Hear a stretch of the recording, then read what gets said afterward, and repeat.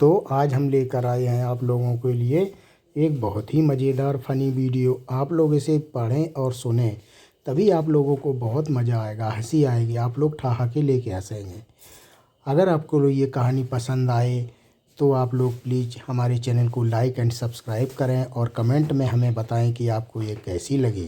आज की कहानी है निक्कू की सुपर मज़ेदार कहानी, कॉमेडी कहानी। तो चलो प्रारंभ करते हैं। खुशी नगर नाम के गांव में निक्कू नाम का एक लड़का रहता था, जो इतना मज़ेदार था कि अगर कोई दुखी होकर उससे बात करने आता तो वापस हंसते हुए ही जाता। और गांव वाले कहते कि निक्कू नहीं, चलता फिरता कॉमेडी शो है। निक्कू की सबसे बड़ी आदत यह थी कि वह हर बात को अलग ही लेवल पर मज़ेदार बना देता था। जैसे जब उसकी माँ कहती जाकर दूध ले आ, तो वह पूछता दूध वाला खुश है ना।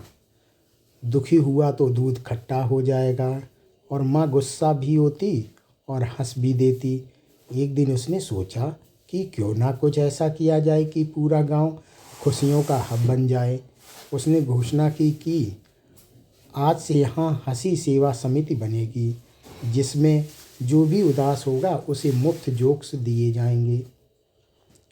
चुन्नू बोला, इसके साथ चाय भी मिलेगी क्या?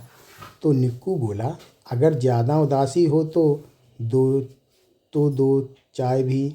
धीरे धीरे लोग मज़े लेने लगे। स्कूल के बच्चे कहते हम होमवर्क भूल गए, लेकिन निक्कू भाई का जोक याद है।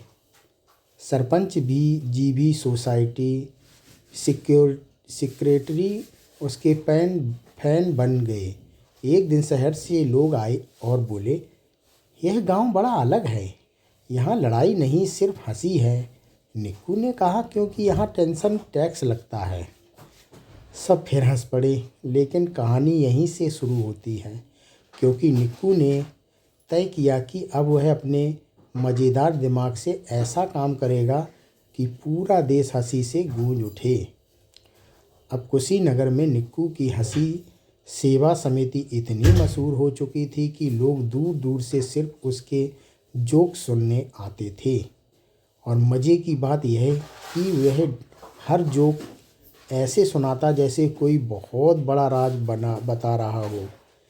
एक दिन उसने सोचा कि सिर्फ गांव ही क्यों, देश भर के लोग हंसने चाहिए। तो उसने एक नया आइडिया निकाला, हंसी महोत्सव। इसमें हर आदमी को अपनी सबसे अजीब बेवकूफ़ी भरी घटना सुनानी थी। पहला नंबर आया पप्पू का, जिसने बताया कि उसके घर एक ऑनलाइन जूतों का साइट फ्री समझकर सेलेक्ट कर लिया था और अब तक समझ नहीं आया कि पैर में क्यों नहीं फिट होते।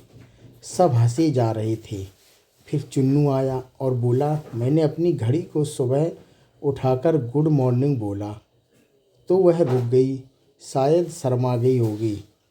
उधर सरपंच जी बोले, मैंने कुत्ते को हड्डी दी, उसने मुझे देख के मुस्कुरा दिया, तब से मैं शक में हूँ। इतने में शहर से एक यूट्यूबर आया और बोला, निक्कू भाई आपको वायरल कर देंगे। निक्कू बोला, अरे नहीं, मैं पहले ही गांव में वायरल हूँ, बुखार नहीं है बस। फिर भी यूट्यूबर ने उसका वीडियो बना लिया, जिसमें वह लोगों को समझा रहा था, अगर ज़िंदगी बोर लगे तो उसे गुदगुदी करो। यह वीडियो रातों रात वायरल हो गया और निक्कू पूरे देश में फेमस हो गया। अब तो हर जगह से उसे बुलावे आने लगे, स्कूल, कॉलेज, शादी, यहाँ तक कि डॉक्टरों ने भी उसे बुलाया कि मरीजों को हंसाओ, इलाज जल्दी होगा। निक्कू के माँ पिता की खुश थे, पर माँ कहती, फेमस हो गए हो लेकिन सब्जी तो ले आओ। निक्कू बोला, माँ मैं हंसी बांटता हूँ, सब्जी वाला मुझे छूट दे देगा। और सच में जब वह सब्जी लेने गया तो दुकानदार बोला, आज का बिल बस एक जोक। इस तरह हंसी का कारोबार चलता रहा, लेकिन निक्कू के मन में अब यह सपना जाग गया। वह चाहता था कि एक दिन पूरी दुनिया हंसे, और उसी सपने से के साथ उसने अपनी अगली योजना बनानी शुरू कर दी। अब तक निक्कू इतना फेमस हो चुका था कि न्यूज़ चैनल, सोशल मीडिया, यहाँ तक कि अखबार वाले भी उसे हंसी का वैज्ञानिक कहने लगे थे। एक दिन उसे राजधानी में आयोजित राष्ट्रीय खुशी सम्मेलन में बुलाया गया, जहाँ बड़े बड़े डॉक्टर, प्रोफेसर और मोटिवेशनल स्पीकर बैठे थे। जैसे ही निक्कू स्टेज पर पहुँचा, उसने सबसे पहले कहा, अगर आप गंभीर होकर बैठे रहेंगे तो कुर्सी को लगेगा कि आप नाराज़ हैं, इसलिए ज़रा मुस्कुरा दीजिए। पूरा हॉल खिलखिला उठा। फिर उसने अपनी कहानी बताई कि कैसे उसने बचपन में स्कूल में हंसी क्लब बनाना चाहा था, लेकिन प्रिंसिपल ने कहा यह पढ़ाई का मंदिर है। तो निक्कू ने जवाब दिया, मंदिर में भी तो प्रसाद मिलता है, यहाँ हंसी का प्रसाद दे दो। सब ठहाका मारकर हंसने लगे। सम्मेलन खत्म होते ही कई लोग उसके पास आए और बोले, आपने हमारी टेंशन हल्की कर दी। उधर गांव में लोग टीवी पर निक्कू को देखकर गर्व महसूस कर रहे थे। तभी शहर के एक बड़े शो का ऑफ़र आया, जहां उसे देश भर के सामने लाइव परफॉर्म करना था। पहले तो वह थोड़ा डर गया, फिर खुद से बोला, डर और हंसी साथ ही नहीं रह सकते, हंसी जीतेगी। शो के दिन जैसे ही वह स्टेज पर पहुंचा, उसने कहा, दोस्तों, लाइफ अगर सीरियल बन जाए तो खुद को कॉमेडी कैरेक्टर बना लो, मज़ा आएगा। और बस तालियों की गड़गड़ाहट गूंज उठी। लोग इतने हंसे कि शो खत्म होने के बाद भी उसे घेरकर जोक सुनने लगे। लेकिन इस सारी सफलता के बीच निक्कू अपने गांव, अपने दोस्तों और अपनी माँ के हाथ के पराठों को नहीं भूला। वह अक्सर कहता, मैं बड़ा हो गया हूँ, पर मेरा दिल अभी भी वही देसी हंसी वाला बचा है। उसे नहीं पता था कि आगे उसकी ज़िंदगी में एक और बड़ा मोड़ आने वाला है, ऐसा मोड़ जो उसकी हंसी को हमेशा के लिए यादगार बना देगा। राष्ट्रीय स्तर पर फेमस होने के बाद भी निक्कू का दिल हमेशा खुशीनगर के लिए धड़कता रहा था। इसलिए उसने तय किया कि वह अपने गांव में विश्व हंसी दिवस मनाएगा, जहां देश दुनिया के से लोग आकर हंसेंगे, सीखेंगे और अपनी टेंशन भूलेंगे। तैयारी शुरू हो गई।